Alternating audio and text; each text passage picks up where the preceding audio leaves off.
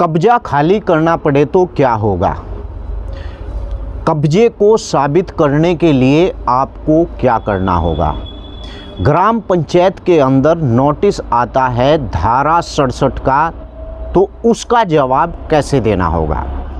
आज की इस वीडियो में हम विस्तार से बात करेंगे और जानकारी करेंगे कि कब्जे की ज़मीन के ऊपर अगर आपको कब्जा खाली करना पड़ता है तो क्या करना होता है। आइए वीडियो को विस्तार से शुरू करते हैं और जानकारी पूरी पाते हैं। अगर आप लोग इस चैनल पर नए नए आए हैं तो कृपया चैनल को सब्सक्राइब कर लें और वीडियो को शेयर करना या लाइक करना बिल्कुल ना भूलें अगर आप मेरे इस यूट्यूब चैनल पर नए नए आए हैं।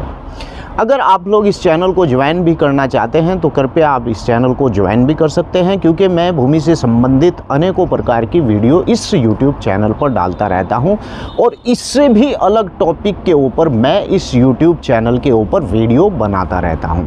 तो आइए विस्तार से जानते हैं, क्योंकि ज़्यादा बात करते हुए लंबा समय निकल जाता है। वीडियो को लाइक ज़रूर कर दें। कब्जे को साबित करने के लिए आखिर आपको क्या करना पड़ता है, पहले इस टॉपिक पर ही बात करेंगे और विस्तार से जानेंगे। मान लीजिए कि आपने किसी भूमि के ऊपर कब्जा कर लिया है और कब्जा करने के बाद आपको वो कब्जा साबित करना है।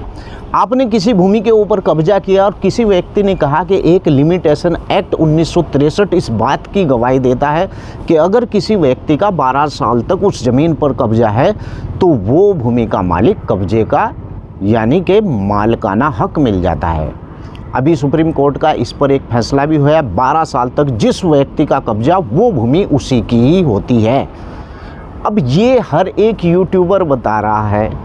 आप किसी जानकार के पास, विद्वान के पास जाएंगे तो वो भी कहेगा कि वास्तव में लिमिटेशन एक्ट 1963 की धारा 64 के अंदर यही बात का प्रावधान है। और यहाँ तक नहीं, एक अगली बात आपको और बताएगा, अगर आपने सरकारी ज़मीन पर भी कब्जा कर लिया है तो भी आपको मालिकाना हक मिल जाएगा। अब दिमाग घूमता है यार, अब हमारी भी भूमि कब्जे की है तो हमें तो अभी तक मालिकाना हक नहीं मिला है। ये लोग कैसे कहते हैं कि अगर 12 साल तक कब्जा है, हमारा तो 24 साल से कब्जा है। लेकिन ऐसा नहीं है, कब्जे को साबित करना पड़ता है। मैंने बहुत सी वीडियो में बताया है कि कब्जा साबित करने के लिए आपको किन किन डॉक्यूमेंट्स की ज़रूरत पड़ती है। तो चलिए विस्तार से बताता हूँ। अगर आपके पास भी इसी प्रकार का कब्जा है, जैसा कब्जा मैंने आपको बताया कि आपने किसी की भूमि पर कब्जा किए हुए 12 दूनी 24 साल, 12 36 साल भी अगर आपको हो जाते हैं, जब तक आपको उस कब्जे को साबित नहीं किया जाता है कि वास्तव में आपका कब्जा है, तो तब तक आपको उस भूमि के ऊपर कोई अधिकार नहीं है। कब्जे दो प्रकार के होते हैं। कौन सा? एक कब्जा होता है अस्थाई कब्जा, दूसरा कब्जा होता है अस्थाई कब्जा।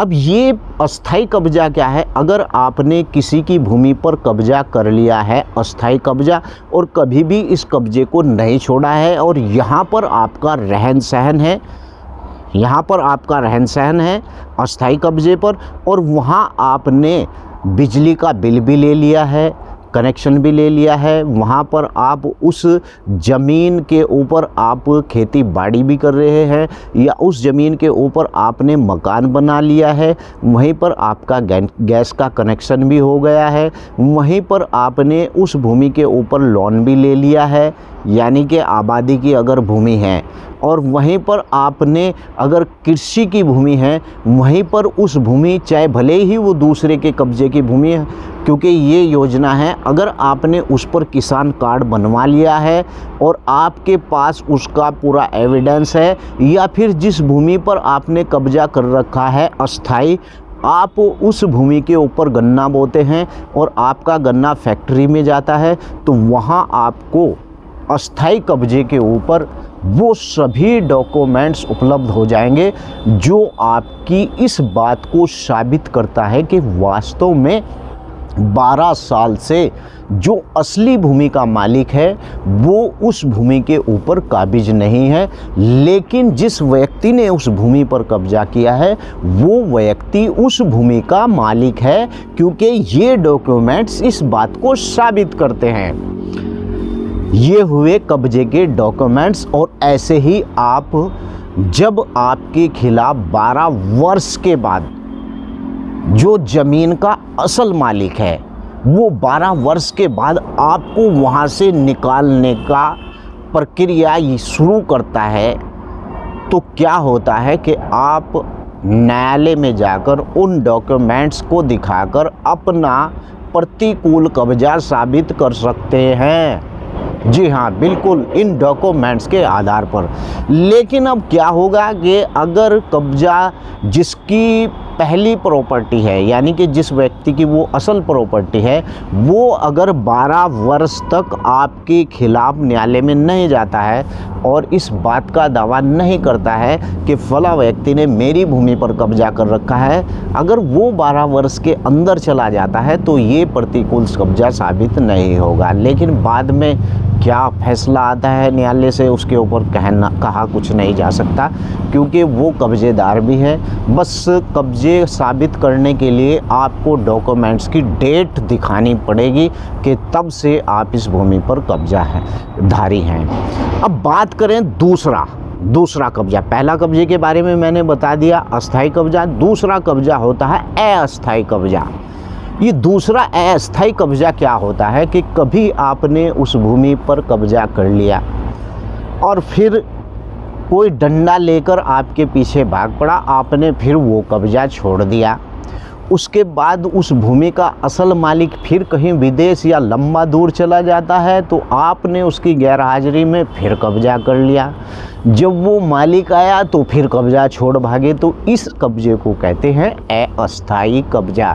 इस कब्जे पर आपको भले ही 100 साल हो जाएं, लेकिन आपको मालिकाना हक नहीं मिलेगा।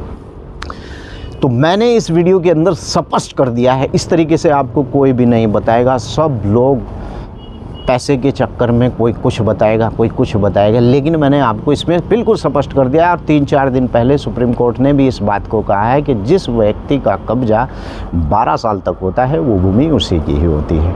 अब बात करते हैं कि अगर आपने किसी भूमि के ऊपर कब्जा कर रखा है ग्राम पंचायत की, और कब्जा करने के बाद वो कब्जा आपको खाली होने का नोटिस, धारा 67 राजस्थान के अंदर 91 का नोटिस, अगर इस प्रकार का नोटिस आपके पास आता है तो आपको क्या करना होगा। देखिए, अगर इस प्रकार का नोटिस आपके पास आता है, आपने उस भूमि पर कब्जा कर रखा है, तो नोटिस में ये लिखा हुआ आएगा कि क्यों ना आपको इस भूमि से हम खारिज कर दें, क्योंकि ये ग्राम समाज की भूमि है।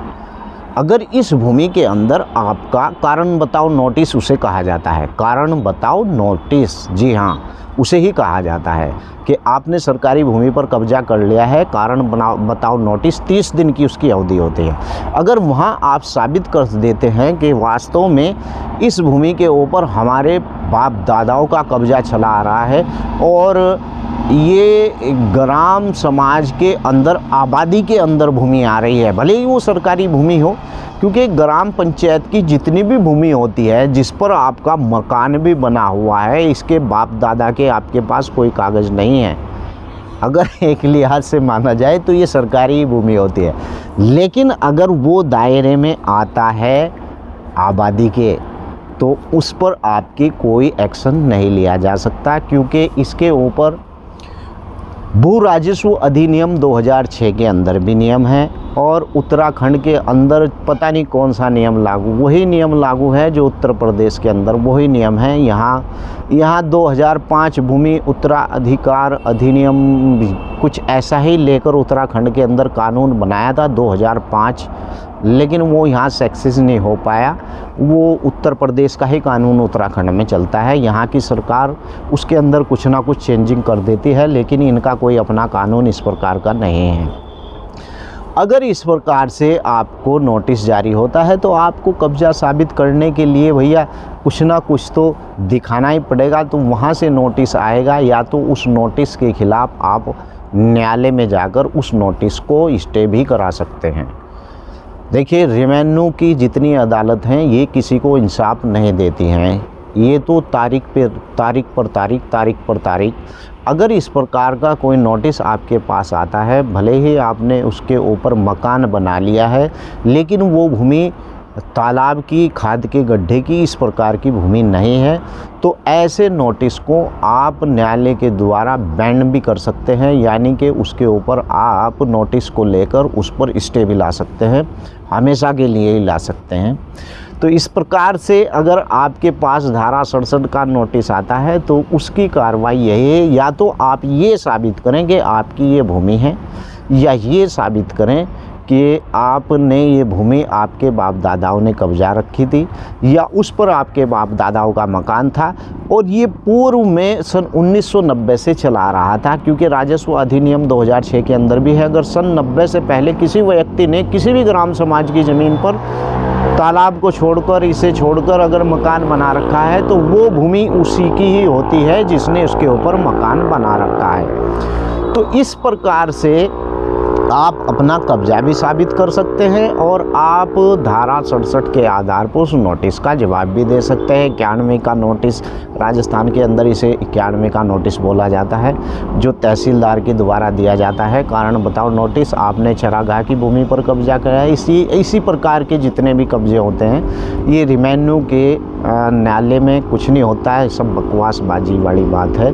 बस ये है तारीख पर तारीख ऐसा ही चलता रहता है, और बाद में उसके बाद में कलेक्टर के यहाँ पर जाकर या कमिश्नर के यहाँ पर जाकर लोगों को इंसाफ मिलता है। तो अगर वीडियो आपको मेरी अच्छी लगी है तो वीडियो को लाइक करें, और चैनल पर अगर आप आया राम गया राम नहीं हैं, क्योंकि बहुत से ऐसे लोग हैं जो चैनल को देख रहे हैं वो आया राम गया राम है, उन्हें चैनल सब्सक्राइब से कोई मतलब नहीं है, बस उन्हें तो फॉरवर्ड अकरम भाई कोई तावीज़ दे दे या इस प्रकार का मंत्र मार दे जो उनकी समझ में आ जाए। समझ में तभी आता है अगर कोई चीज़ आप शुरू से आखिर तक देखते हैं। तो ऐसे भी लोग मेरे पास कॉल करते हैं कि वीडियो के 2-4 शब्द देखे, और मैंने जब ये कहा कि मेरा डिस्क्रिप्शन में नंबर है तो वीडियो छोड़कर वो मुझे कॉल मिलाते हैं। ऐसे लोगों से प्रणाम। ऐसे लोगों को ना तो मैं कुछ समझा सकता और ना ही वो खुद कुछ समझ सकते। इसीलिए अगर आप कुछ समझना सीखना चाहते हैं तो चैनल को सब्सक्राइब ज़रूर करें, वीडियो को लाइक करें और शेयर करें। जय हिंद, जय भारत, खुदा हाफिज।